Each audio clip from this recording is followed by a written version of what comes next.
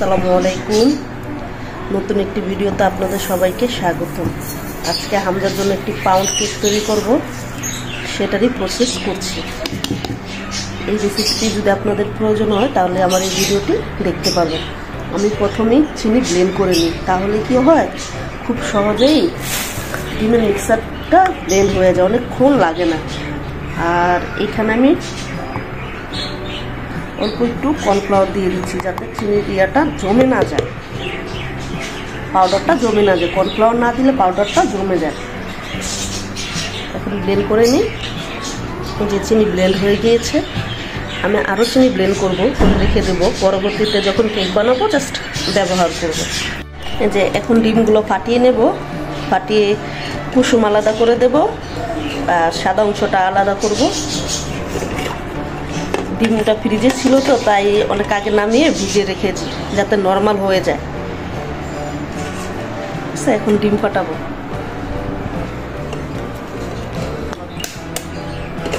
এই যে এখন ডিমটা ফেটে নেই, এখন কুসুমটা আলাদা করে নেব।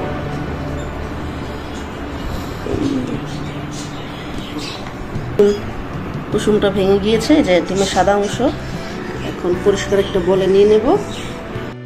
ফেটে নিয়েছি, এখন এটার ভিতরে আমি চিনি দিয়ে দেব।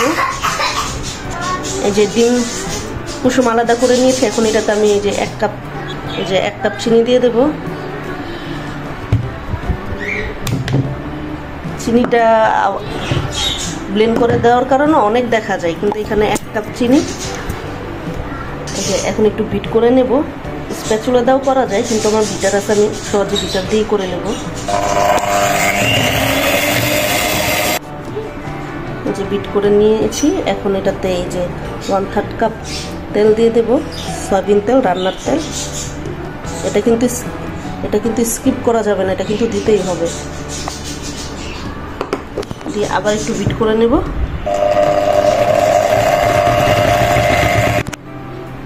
এখন এই যে এটা 1 কাপের মতো তরল দুধ অল্প অল্প করে মিশিয়ে নেব।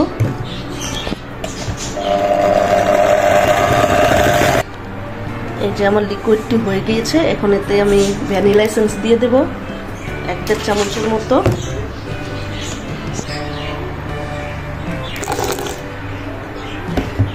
উপকরণগুলো চেলে এটাতে দিয়ে দেব। এই যে 2 কাপ ময়দা দিয়ে দেব। এই যে 1/2 কাপ ময়দা। এখন এখান থেকে আমি 4 চামচ ময়দা উঠিয়ে 4 চামচ কর্নফ্লাওয়ার দিয়ে দেব। এই যে 4 চামচ কর্নফ্লাওয়ার দিয়ে দেব।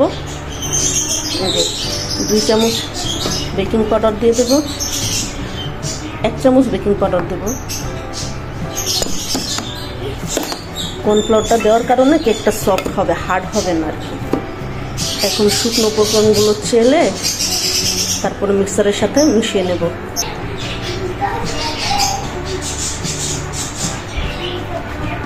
এই যে মিশিয়ে নিচ্ছি, একটু সময় লাগবে, ধীরে ধীরে করতে হবে। সামান্য পরিমাণ লবণ দিব, লবণটা দিতে ভুলে গিয়েছিলাম। সেটা কম করে নেব।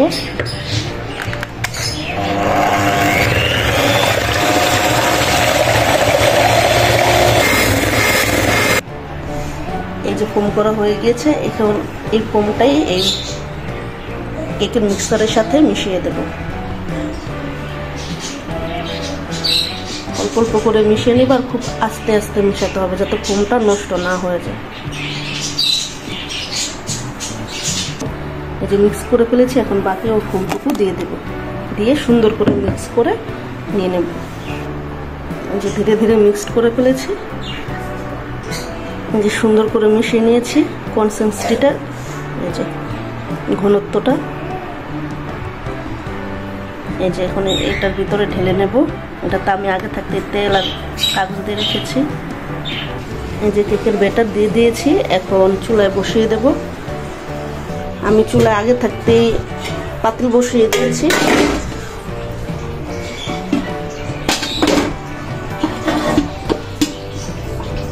কেকটা ধীরে ধীরে হতে থাক। 1 ঘন্টা হয়ে গিয়েছে, এখন দেখি কেকটার কি অবস্থা।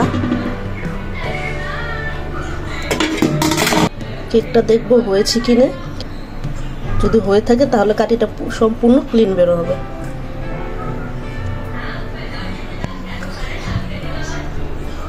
হ্যাঁ, কাঠিটা সম্পূর্ণ ক্লিন বের হয়েছে, তার মানে কেক হয়ে গিয়েছে। যে কেক হয়ে গিয়েছে, এখন মোল্ড আউট করব।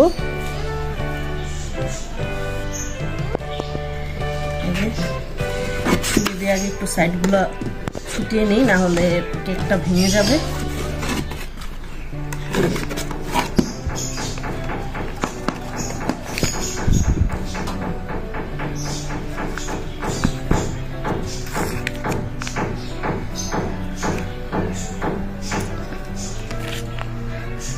মাশাআল্লাহ, কেকটা কিন্তু অনেক সুন্দর হয়েছে,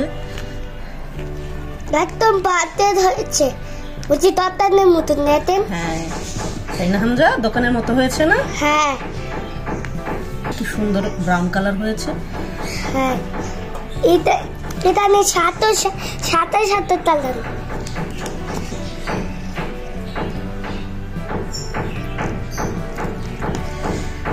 কেন আমি একটা খেয়েছি। এবারে পাউন্ড কেকের মতো, দোকানের কেকের মতো।